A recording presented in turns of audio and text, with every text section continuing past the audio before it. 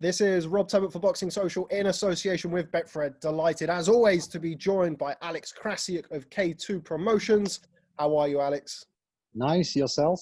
I'm very well, thank you. Very well. Always good to catch up with you, my friend. What have you been up to? Same. It's always a pleasure to discuss boxing. We are coming to the end of 2020. We're not sure what expects us in 2021, but we hope for the best. We certainly do. 2020 has been a bit of an interesting year, even by boxing standards, and obviously, of course, across the world. We look forward to seeing what 2021 will bring us. But before we talk about 2021, let's talk about what we saw this past weekend in 2020. Anthony Joshua, KO win over Kubrat Pulev, a fight that I know you'd have had a very, very keen eye on for a variety of reasons. What did you make of Anthony Joshua's performance? Spectacular. He looked great. He looked sharp. He looked very, very much like a boxer. He didn't want to fight. He wanted to box. And I noticed that he was like, he didn't underestimate his opponent. He was 100% motivated. He was 100% ready. He came into the ring. He started to prove his power. And within a couple of rounds, he did that. After 2 knockdowns, he relaxed a little bit. He showed out his advantage, and he used that advantage until the end of the fight. A spectacular fight. I did love it. Now, a lot of people coming into this fight were very interested to see what type of Anthony Joshua we were going to see. Were we going to see the Anthony Joshua of Saudi Arabia in the Andy Ruiz rematch? Or were we going to see the Anthony Joshua, quote unquote, of old? What did you think of the style and the development in Anthony Joshua since the Andy Ruiz fight? He improved. He improved himself very much. He became wiser. He became wiser as a boxer, as a fighter. He became more tactical. He had the plan for the fight, and he kept this plan. Now, everybody is tuning into this interview for one reason. They want to know what's going on with the WBO title. Immediately after the fight, the calls have been for Tyson Fury and Anthony Joshua in an undisputed heavyweight title fight. But we saw Paco Valcarcel, the president of the WBO, tweet immediately after the fight to remind Eddie Hearn and Anthony Joshua of their mandatory obligation to one Alexander Usyk, who you co-promote. What's the status currently, Alex? Where are we with the WBO mandatory? It's been a while already.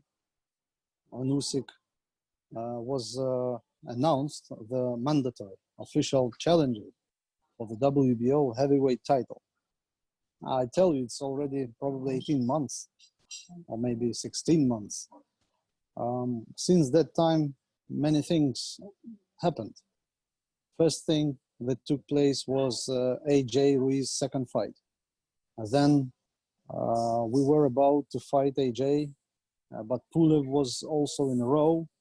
So we had kind of negotiations, and Usyk agreed to let that fight go first, with the condition that he fights the winner next.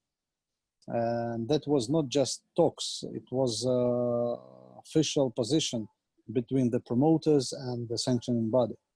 So now Paco Valcarcel, he demands that the commitment should take place. And I think it's fair. It's fair, as we talked. Mandatory is something that helps this sports to be fair, because otherwise, if there is no mandatories or mandatories are not observed anymore, then everyone can do what he wants. The champion can fight whoever he wants, and he can stay champion for, I don't know, for years. But the mandatories are something that help boxers to show how good they are. And with our position, I mean with Usyk's position, it's something that needs to take place. Yeah, I agree. Just to kind of echo that, really, mandatories, even in the ever-changing landscape of boxing, they are one of the few things that give structure to our sport, and one of the few things that is, is still part of boxing as a greater, a greater structure. Just to go back on what you've said there, Alex. So there, as I understand it, there's been 2 exemptions so far for the WBO. Do you have any indication as to whether Eddie Hearn is going to request an exemption? Obviously, Paco seemed very, very definite in his tweet. But do you know if Eddie is going to request another exemption? It's not only about Eddie. It's also about Frank Warren. It's also about Bob Arum. They all plan to stage that fight, and all of them gonna try to ask for an exemption. But the exemption cannot be released without Usyk's consent. Usyk is the challenger, and he's the fight, and he's the one to take the final decision, and he will be the one to take this decision. But at this stage, he's quite confident in his position, and he wants to fight AJ next. Now, people who would have watched our interviews over the course of, I don't know, probably the last year or 18 months since Alexander Usyk moved up to heavyweight would have seen me ask this question several times, but I'm going to ask it again because of the changing in the situation.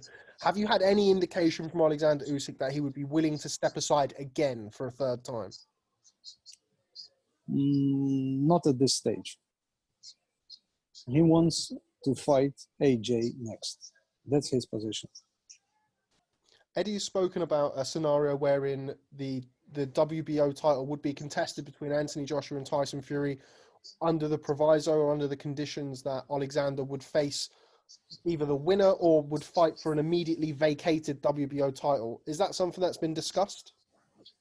It's not yet been discussed. I heard this from Eddie, but as I told you before, Usyk is the decision maker. So he needs to analyze, he needs to take his decision and let us know what he wants to do. In your opinion, Alex, what do you think will happen here? My opinion or my feeling? Either or, both.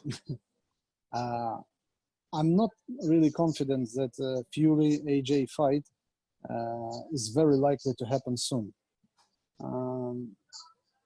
Promoters and fighters might be willing to do that, but sometimes unpredicted things take place. An injury, any other unpredictable stuff may always take place. I'm not sure whether the conditions have been cleared between the parties, but even though it's still, I remember Vladimir Klitschko fought Tyson Fury, and he had the rematch clause. And the fight was supposed to happen in something like 6 months after, but it never took place. Wilder Fury 3 was also on paper, but it didn't happen. So we cannot be 100% sure, even if the contract is signed, that this fight takes place in May or in April. It seems to me, Alex, correct me if I'm wrong, but when Dillian Whyte was the mandatory challenger for the WBC title, there wasn't this talk of stepping aside. Do you feel that way? It seems to me like a little bit of double standards. It's business. If you see the benefit of it, you take the position and you support it. If you see benefit on the other side, then you take other side of the position. It's normal. It's normal for business. Going back to the fight itself, Anthony Joshua versus Kubrat Pulev. You mentioned the developments and the progression that Anthony Joshua has shown since the Ruiz fight. How does that change your view, if at all, on the fight with Alexander Usyk? It makes the fight even more interesting. Both of them are Olympic champions of the same year. one in super heavyweights, the other one in heavyweights. Both are good-looking men. Both are experts in boxing. You know, Usyk was already an undisputed champion in cruiserweight. And AJ holds 3 titles already. So this is a huge sports event, a huge boxing event when 2 athletes of that level meet each other. That's something that happens once in a decade. Just moving on, Alex, another reason why we're picking up this call today, I was alerted to a very interesting video that was circulating on social media following Usyk Chisora. I think it came out about 5 or 6 days ago, where certain allegations were made regarding gloves, ring size, and 1 or 2 other things following or during in the build-up to Alexander Usyk versus Derek Chisora. I know you've seen the video. Just your comment on those allegations. It's just individual opinion of it's not even the opinion of Usyk, it's opinion of his team. Some of them thought that had the impression that the ring was smaller. It's just the impression from the TV screen or from their own experience. But I'm sure that the ring was, as agreed, 20 to 20 feet. And there's nothing even to discuss. AJ fought Pulev on the same ring. Going back to the gloves, it's not the first time that we've seen some controversy around the fly gloves. We of course saw it around Dillian Whyte and Oscar Rivas. Your comment on that, because that was a bone of contention with Egis Klimas, of course, Usyk's manager, as well as somebody from Alexander's team. Nothing illegal happened. So we had the condition that each boxer has the right to choose his own brand of gloves. And these gloves have to be approved by British Board of Control.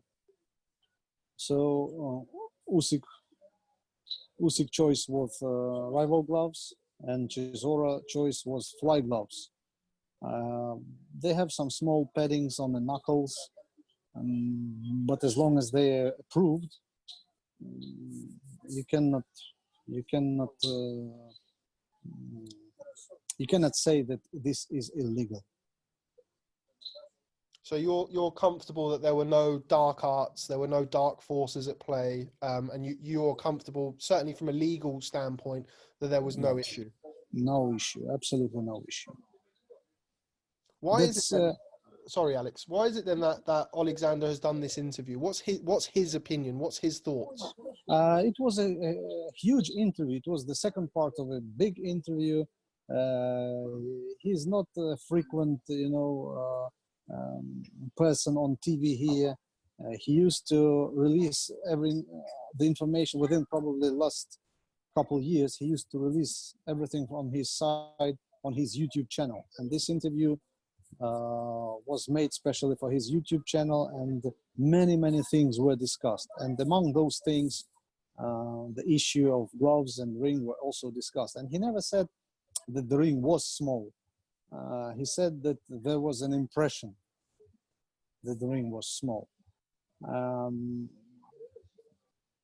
I don't think it's really serious and should be even taken into consideration. Okay, well, thanks for clearing that up. I've been getting 1 or 2 messages about that, so thanks very much for clearing that up. Final question is on Usyk's contract situation. I read a piece on DAZN, I think about 2 weeks ago, where he alluded to his contract with K2 potentially being up, and the potential for him to make his own kind of promotional company under Usyk 17, I believe is the name. Just your thoughts on that, and what's the status with Usyk's contract with K2 and Matchroom? Yeah, we still have 1 more fight on a contract. And after that, we have a certain period for negotiations and longer period for the,